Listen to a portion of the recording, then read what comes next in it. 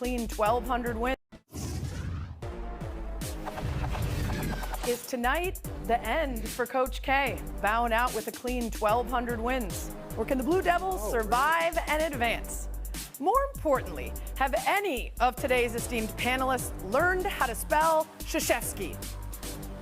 A-R-Z-Y-Z. K-Z-Y-Z. Oh, you guys have had 46 years. 46. I just say Coach K. I'm not good at spelling. That's what spell check is I've been for. working on it for 46 years. Heat culture looking more like Fight Club last night as Jimmy Butler and Udonis Haslem shouted at each other in the huddle. Words and phrases we lip read, but we can't share here with the mouse watching. Coach Eric Spoelstra was in the mix too, throwing a clipboard and following Butler out onto the court. Miami started the third quarter allowing a 19-0 run by the undermanned Warriors and went on to lose despite no Curry, Thompson, Green, Porter Jr., Iguodala, or Wiseman. Now, I know the first two rules of Fight Club, but we got to talk about Fight Club. Do you think this will be galvanizing or fracturing for the first place Heat, Ramona? Well, if it was any other team and any other player and any other coach, I would say this would be a problem. But this is the Heat. And I don't know, do I get muted for saying Heat culture? Is that a thing for you, Sarah? I'll allow it. I actually think Udonis Haslem was defending Heat culture here. Because if this is what happened on this play. The Warriors going on a 19-0 run. The Heat have given back this nice lead they had in the Eastern Conference. They were leading the Eastern Conference by a couple of games a few days ago. Now they've started to unravel a bit. And they give up this run to the Warriors. Jimmy Butler has a bad closeout, kind of a poor effort closeout. Eric Spoelstra yells at him in the huddle, which he is totally entitled to do as the coach. Jimmy didn't like it and started yelling, and Udonis Haslem gets in there to defend his coach. That is Udonis Haslem defending the coach, defending the Heat culture. I actually think it makes him stronger. And Jimmy, to me, over the course of his career, has been a guy that when he senses weakness, he attacks that weakness. I didn't see any weakness there, did you? Eric Spoelstra wanted to fight. Hey, Marquise Ramona, Morris was holding honest back. question here. Did someone from Heat Culture get to you this morning? Because you are sounding like people. you are putting the Five spin people on from me. Heat culture. Heat culture. Woody Page, how did you see this? Well, I wonder if I'm a conspiracy theorist, if Eric saw this start and he said, this is a great opportunity to galvanize this team. I'll just throw my clipboard. I'll get into it with Jimmy Butler. I'll let this go on for a little bit because we're in the middle of a bad run here, and we're in the middle of a bad streak of games where we've lost 4 lately. We're in danger of getting out of the first seed in the Eastern Conference. So, conspiracy aside, I think that it will do nothing but galvanize them. I don't think it destroys them. Haslem, who I think may have wanted to start this to try and get something going, is as old as I am, and he's been around the Heat for so long, he realizes exactly what they need to do in order to get themselves turned back around. Because they've got those games coming up. They've got a road trip where they got to play against the Bulls and the Nets and the Raptors, and they really are going to be in trouble if they don't win all their home games. All right, J.A., we got 2 votes for galvanize, and Ramona saying if this was anyone else should be worried, but not Jimmy Butler, just a guy who erupted on his 2 previous teams in order to get his way out. What do you make of it, J.A.?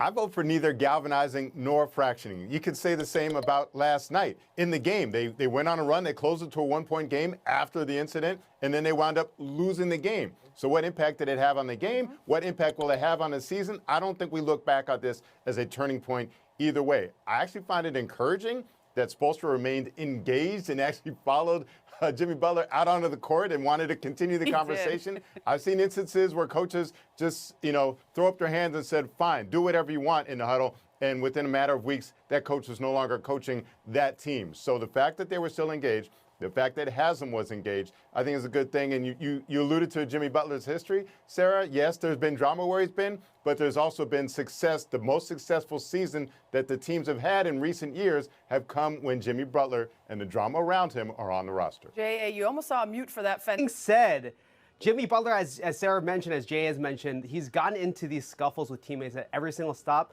I think the thing that's different about it, and maybe this is me buying into the Heat propaganda, is that the culture on this team is just way more solid, and there's way more of a foundation here because of Eric Spoelstra and because of a guy like Udonis Haslem being there to check Jimmy Butler. I think this is an instance where it showed that even within the confines of a team that's led by Jimmy Butler, who has an enormous personality, there is a culture built around this Miami Heat organization that's able to kind of contain him and make sure that he's channeling his energy towards winning basketball games at the end of the day. Ramona, before the horn.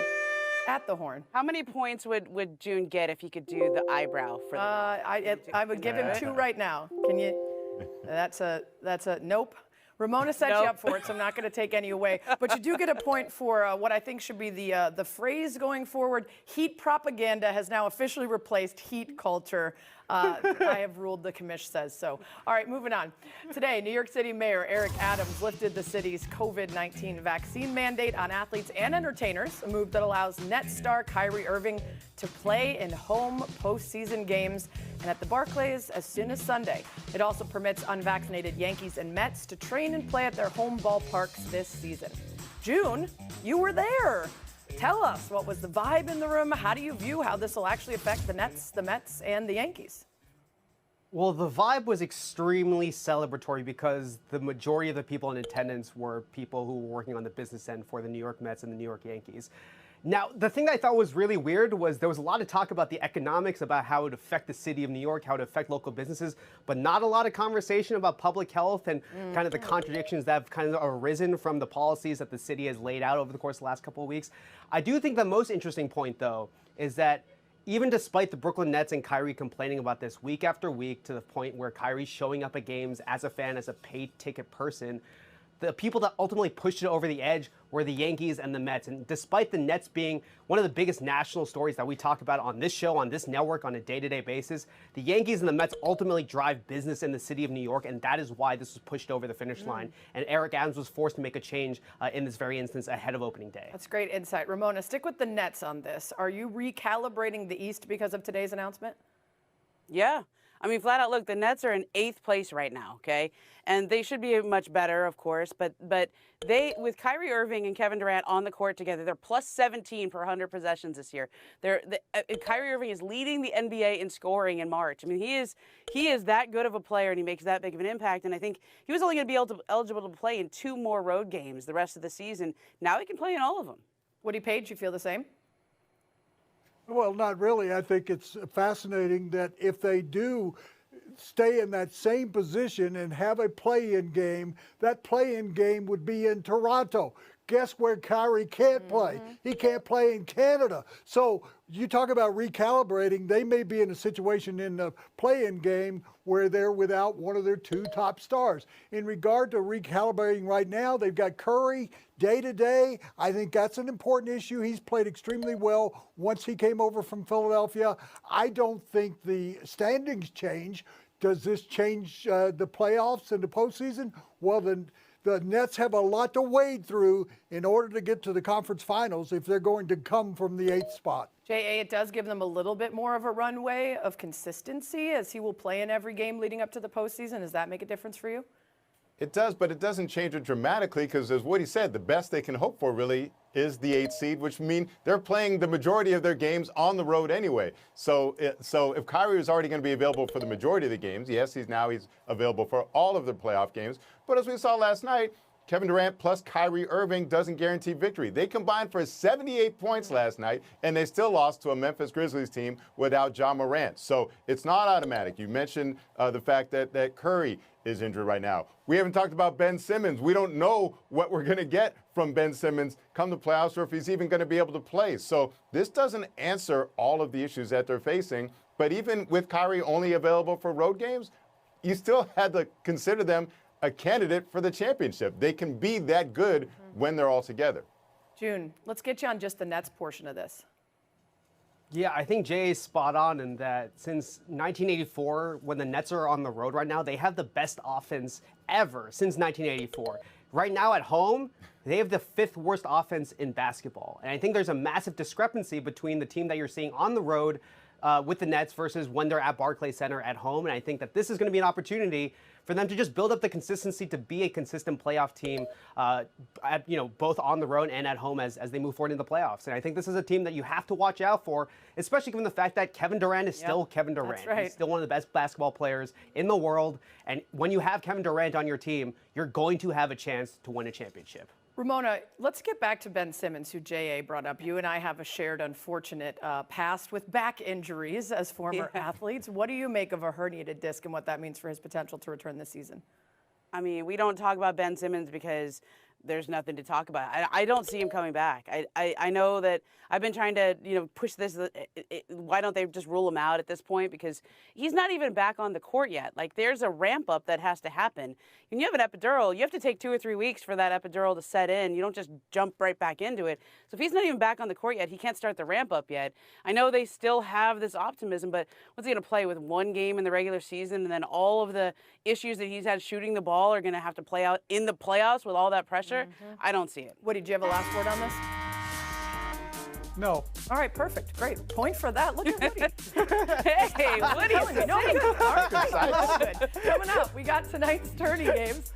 Which number 1 seed is the seedier one? And who's fiercer, a Wolverine or a Wildcat? I'm going Wildcat in that one. Although, is it Hugh Jackman with the fingers, or is it like a regular Wolverine? My last word was. The knife hands are. Arkansas start the night off, and Arizona and 5 seed Houston is a late game. Now, you may recall the Zags needing a late Timmy run to topple Memphis, and Zona needing OT to get past TCU. Momo, who's the more vulnerable of the number 1 seeds tonight, Gonzaga or Arizona? I think it's Arizona. I mean, they're a great team, but they didn't play great in their last couple of games. To give up 20 offensive rebounds to TCU. Houston is a great offensive rebounding team. They got 40% of their misses last game. And this game is in Texas, Sarah. That's kind of a home court advantage for Houston, even though Arizona is the 1 seed. Woody Page, how do you see it? Woo, Piggy, Suey. I have to go with Arkansas How that goes? upsetting the Zags.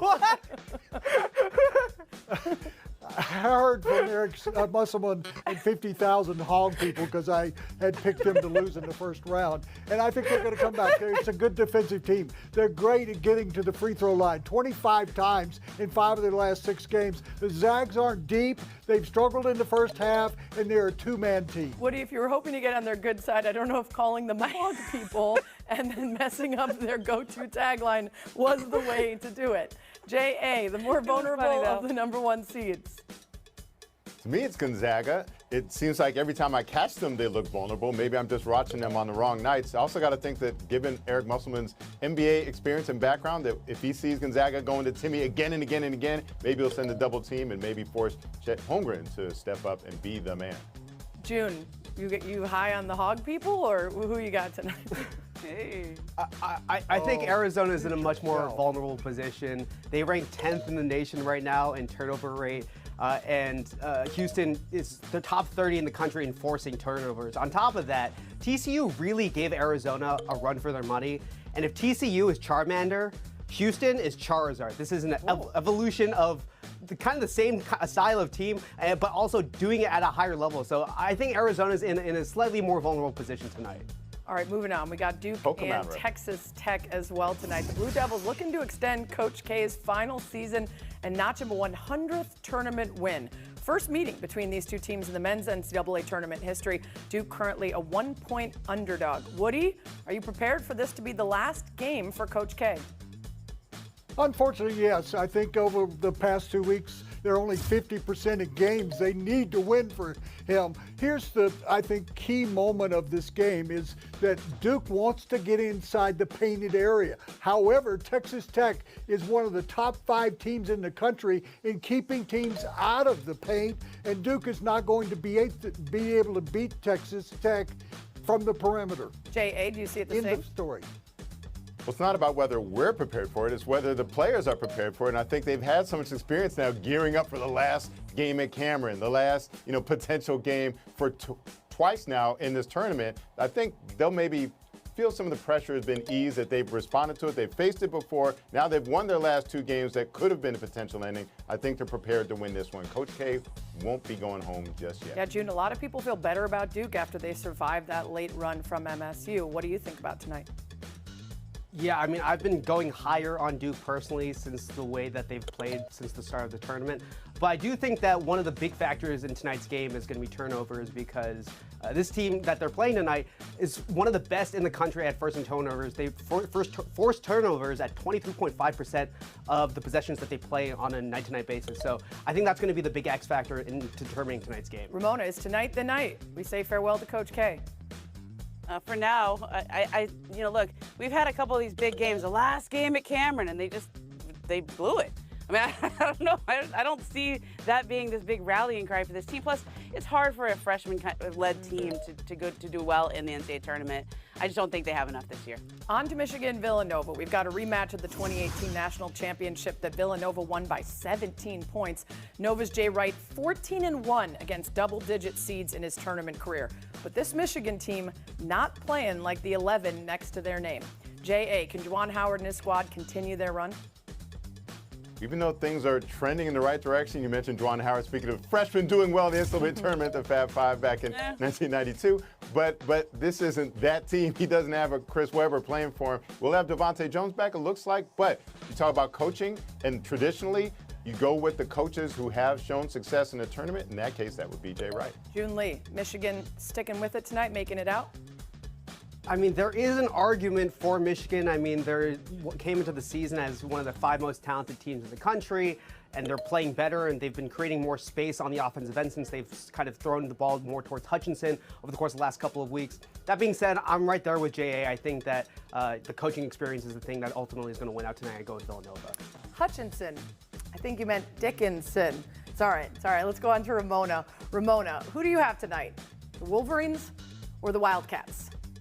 Well, every year, lately it seems that one of the teams that plays in the first 4 and wins that first game goes on a little run. Last year's UCLA. This year, it feels like Michigan. And I'll tell you, you guys are talking about Jay Wright, great college coach. Juwan Howard's a guy who's had a bunch of NBA interviews, so I don't think we should knock his coaching chops. Woody Page, do you think Michigan can escape There are 10 points I'd like to make here in this last question. I think number one is Villanova with Jay Wright, and I'll mention specifically Jay Wright's 32-15 in the NCAA tournaments. He knows how to win. He's got an adult team there that really plays extremely well together on the perimeter, and that's going to be a problem for him. And you brought up Dickinson, you stole it from him, but he's a 20 to 25 point player. They're going to make sure Jay Wright takes away, like Bill Belichick, the best player on the offense. That's what they're going to do tonight. So I've got 6 more points that I want to make.